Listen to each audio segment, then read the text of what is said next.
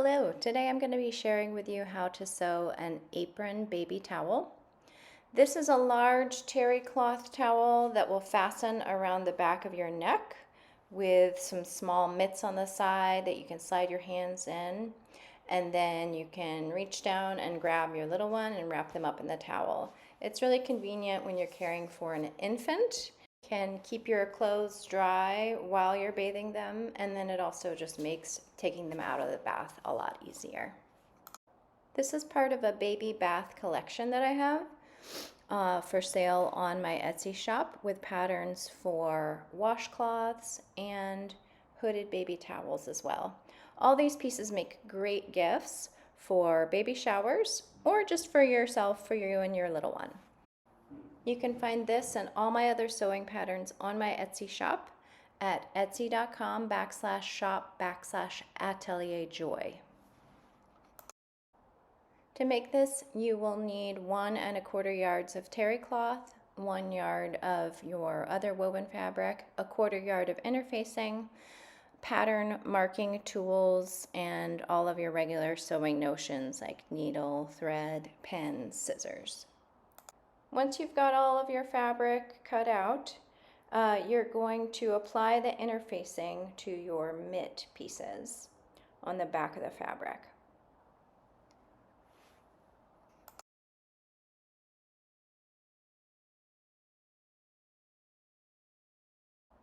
Then you want to pin your fabric mitt to your terry cloth mitt, matching up the notches. And you want to pin them with the right side of your contrast fabric facing the terry cloth. Pin them around the sides, all 3 sides that are not notched. You're going to leave the notched side open. That's how you're going to turn it right side out after you stitch.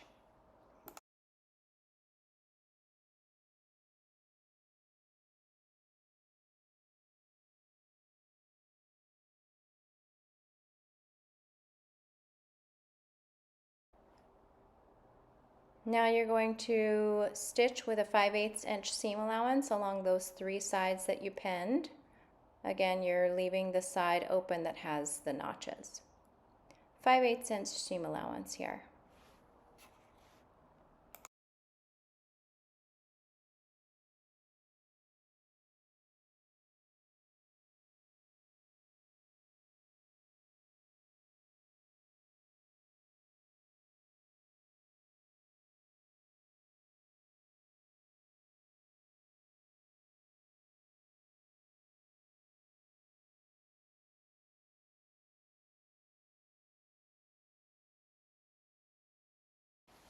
Now before we turn it inside out, we're going to clip those corners as close as you can to the seam, take out the bulk, and then trim down all the seam allowance to 1/4 inch on those 3 sides that you stitched.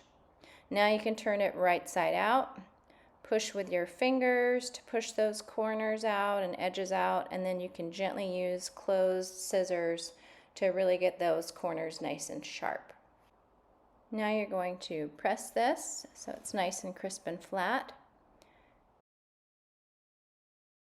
Unfortunately, I missed this with the video, but you're going to top stitch with a 1/4 inch seam on that top edge there, the one that's opposite of the open part. Here you can see that top stitched edge. Then you're going to pin that onto your towel with the terry cloth side of the mitt against the terry cloth of the towel.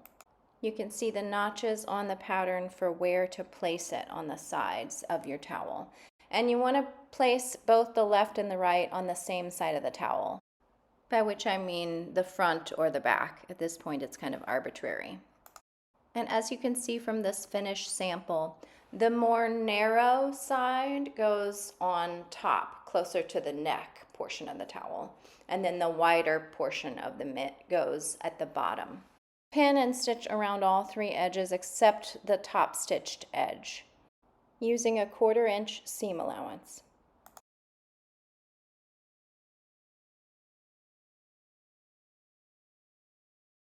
Ignore this bias tape that's in this clip.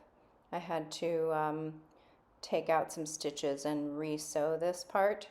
So you will not have the bias tape attached to your towel at this point.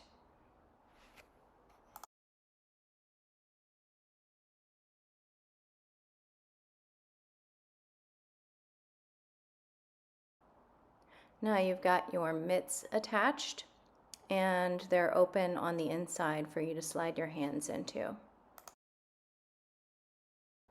The next step is to bind around the entire towel using double fold bias tape.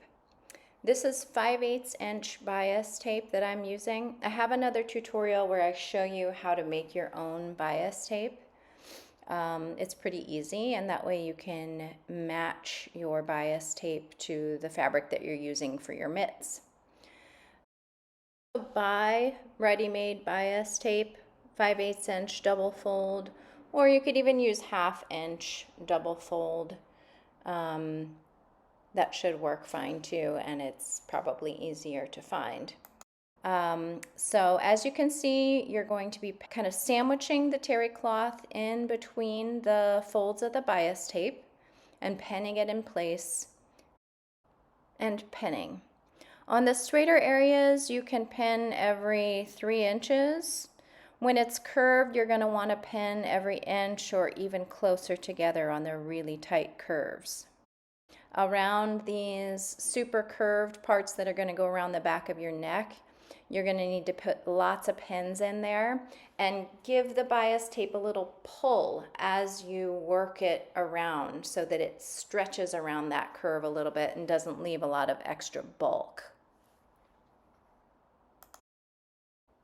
When you've made your way all the way around with the bias tape, you have two options. You can either just trim your tape about an inch past where it started and then sandwich the end of the tape over the beginning of the tape and pin it in place.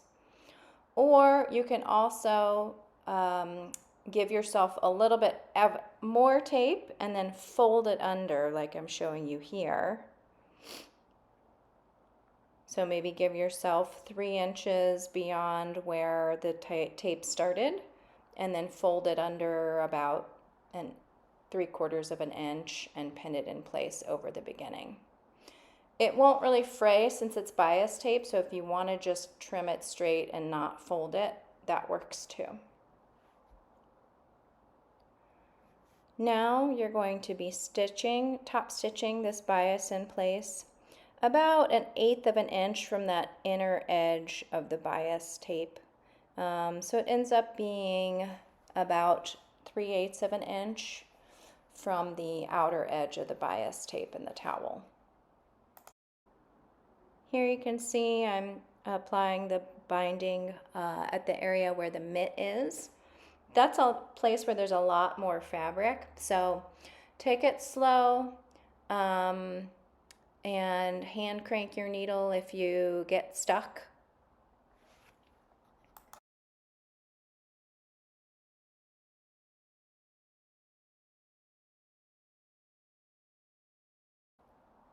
Here I'm binding around the back neck portion, which is that tight curve.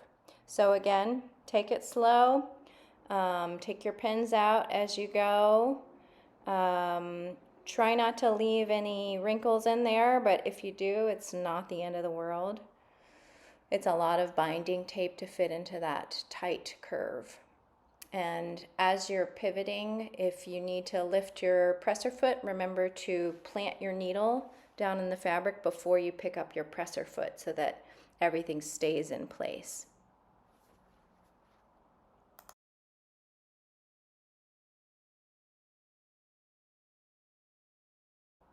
And when you get to the end, just sew right over that edge to meet up with your stitching from the beginning of the binding. And of course you want to backstitch a little to secure.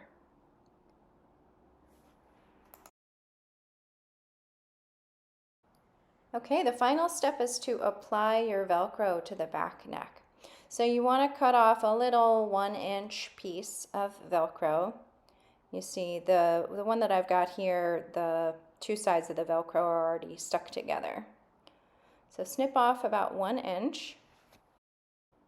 And the pattern shows placement markings for where you want to put your Velcro.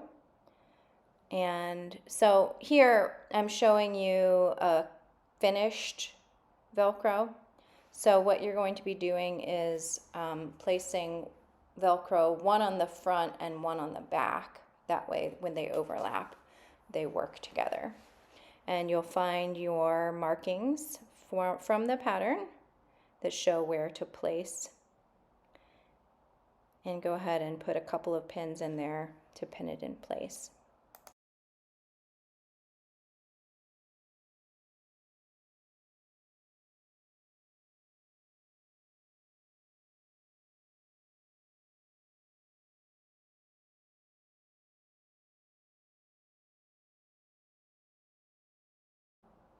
And to stitch these on securely, what I like to do is stitch right up against the edge of that Velcro and stitch a rectangle around the edge and then stitch an X back and forth in the middle of it. That'll give you a nice firm hold there.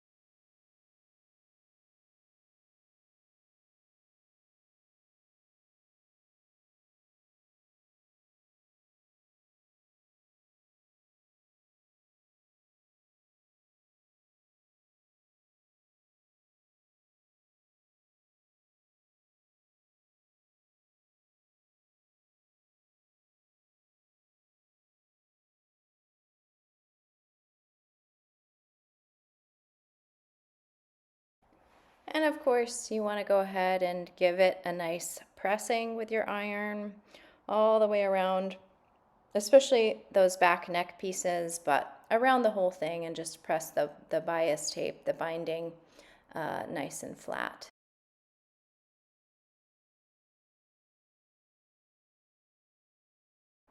I hope you enjoyed this tutorial. As I mentioned before, this is part of a bath collection pattern that I have on my website, on my Etsy site. And you can also make hooded bath towels and cute little washcloths to match.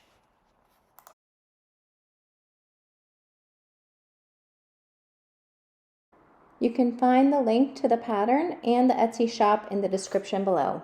Thanks for watching and happy sewing!